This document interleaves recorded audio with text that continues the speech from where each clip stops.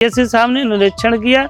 उस निरीक्षण में वो 8:40 पर ही विद्यालय में पहुंच गए और 8:56 पर वो विद्यालय से बाहर भी चले गए।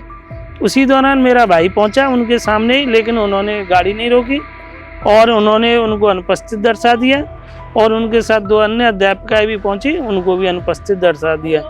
फिर इन्होंने स्पष्टीकरण मांगा। स्पष्टीकरण में मेरे भाई ने वहाँ पर, चूँकि उस गांव में पहले से भी लड़ाई झगड़े होते रहे, काफ़ी खून खराबा हुआ उस गांव में, तो कई परिवारों में कैमरे लगे हुए हैं। तो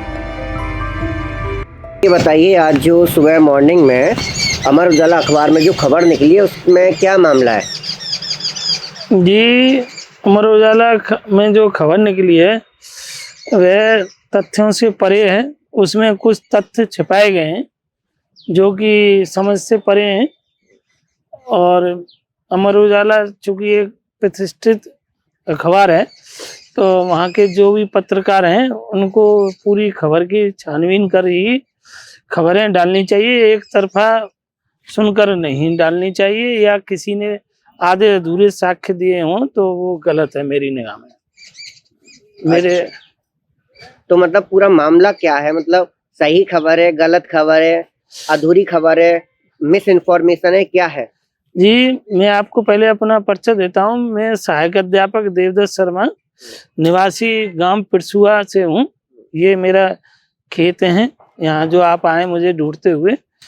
इस समय मैं अपने कृषि कार्य में संलग्न हूँ। तो आज न्यूज़पेपर में मैंने पढ़ा, तो उसके बारे में मेरा मत है, क्योंकि हमारे विद्यालय में सत्र अप्रैल से शुरू हुआ था और उस समय कुछ किताबें यानी उपलब्ध थी पुराने छात्रों से लेकर।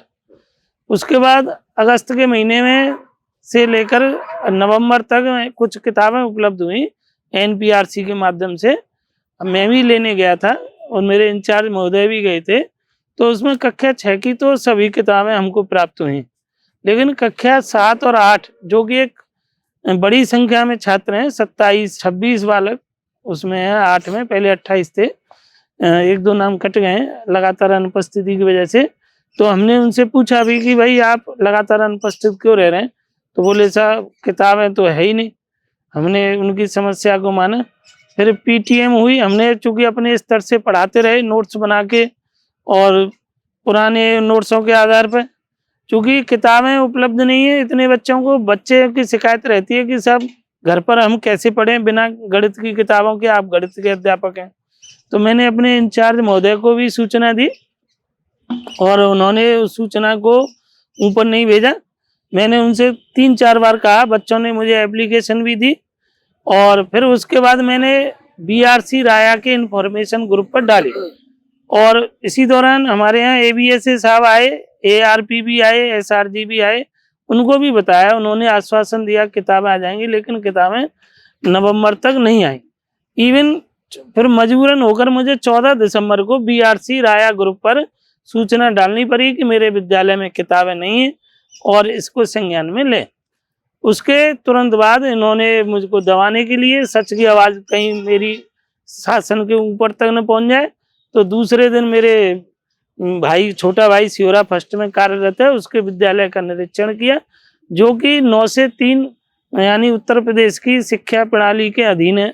9 से 3 है और अध्यापक उसमें 9:15 बजे तक आ भी सकता है, कोई भी मजबूरी हो सकती है। तो बीएसए साहब ने निरीक्षण किया। उस निरीक्षण में वो 8:40 पर ही विद्यालय में पहुंच गए और 8:56 पर वो विद्यालय से बाहर भी चले गए। उसी दौरान मेरा भाई पहुंचा उनके सामने ही, लेकिन उन्होंने गाड़ी नहीं रोकी और उन्होंने उनको अनुपस्थित दर्शा दिया और उनके साथ 2 अन्य अध्यापिकाएं भी पहुंची, उनको भी अनुपस्थित दर्शा दिया। फिर इन्होंने स्पष्टीकरण मांगा। स्पष्टीकरण में मेरे भाई ने वहाँ पर, चूँकि उस गांव में पहले से भी लड़ाई झगड़े होते रहे, काफ़ी खून खराबा हुआ उस गांव में, तो कई परिवारों में कैमरे लगे हुए हैं। तो मेरे भाई ने वहाँ विद्यालय के नज़दीक एक कैमरे वाले के यहाँ से सीसीटीवी की फुटेज लेते हुए और पूरी यानी सबूतों के साथ अपना स्पष्टीकरण दिया। अब चूंकि उसके बाद इन्होंने एक किसी अन्य विद्यालय का भी निरीक्षण किया था, जो कि पूर्णतः बंद पाया गया।